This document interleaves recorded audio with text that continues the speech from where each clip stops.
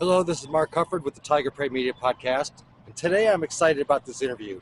I get to interview one of my previous shipmates on the USS Fox, Captain Larry Hendricks. As mentioned in my intro, today I'm with Captain Larry Hendricks. Hey, Mark, how are you? Good. Larry and I actually served on the same ship, the USS Fox, back in the early 90s. Yeah, So, it's been a long time. after you left the Navy, how did you come to become a charter fisherman?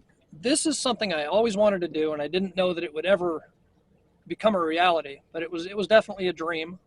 I got discharged from the service after 4 years, honorable discharge, went back home, and I used the GI Bill, and I got into the nursing school and the nursing program.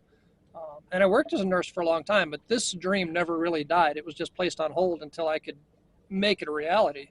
And I got married up north in Ohio where I lived, and my wife and I moved down here. And once I got here, I started looking at how to become a fishing guide and what the things I needed to do. And I had to go to a school, an approved Coast Guard school, to get my captain's license. And I've been a licensed guide for 18 years, and I've been a full-time guide for the last decade.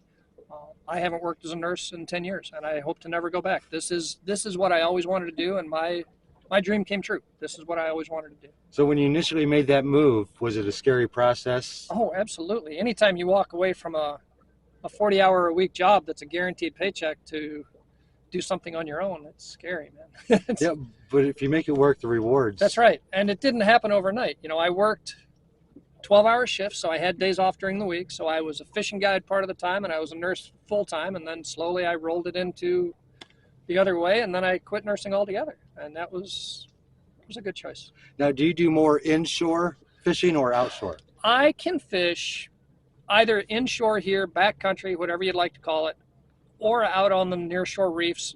My license allows me to fish up to 9 miles offshore.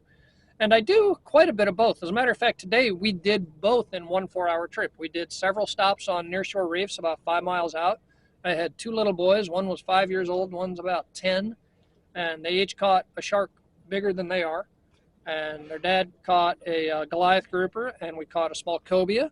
And then we came inshore, and both boys caught sea trout way over 20 inches long, and then we wrapped up. But it was a great morning. They wanted to catch something out of the ordinary, and that's what we did. I tried to catch what people want to try and catch. You know, they said, we'd love to catch a shark, and we made it happen today.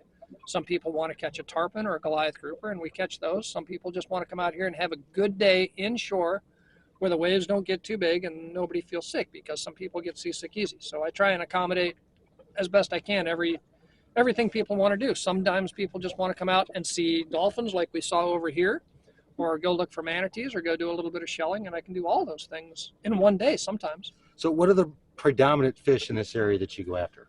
Inshore, we've got spotted sea trout and snook and red drum, also called redfish. We've got tarpon at certain times of the year. The nearshore reefs have everything from Goliath grouper to big sharks to, like today we caught a couple cobia.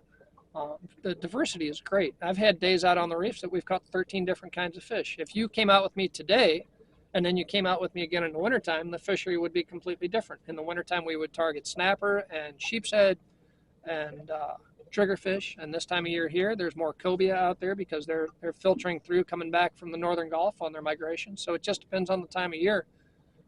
It's never ending. It's just such a big variety. It's so much fun. So you mentioned earlier today that you took 2 young boys out, obviously, with their guardian. Yep. You've got a quite diverse group of people that come out and fish with you. Oh, I do. And anything from 5 years old to 95 years old, I think I probably had on the boat at one time or another. Everything from retirees to, little boys with their mom and dad, or girls with their mom and dad. Some of the best anglers I've ever had on the boat are young ladies. It's great. And they normally outfish the guys, which is even better because the parents love it and their brothers hate it. So it's great. It's nice to see the girls win sometimes. Well, I appreciate you spending time with us today. Oh, you're welcome. It was great to have you. So if people want to book a charter fishing, how do they contact you? Well, the best way to do it would be to call or text me at 239-691-6543. I've got a website out there, SWFL Tall Tails, TAILS, charters.com. I used to have email on there, but everybody wanted instant gratification from an email that was sent, and I'm on the water. I can't be busy with email. So if you want to get in touch with me, your best thing is to call or text me, and I'll answer the phone every time it rings. Well, unfortunately, you can't make it to our ship's reunion that's coming up this week. I can't. So do you want to say hi to the guys? Hello to everybody I served on the USS Fox with. It was a pleasure, and I'm glad that I got to meet all of you. Thank you for being with us. Welcome.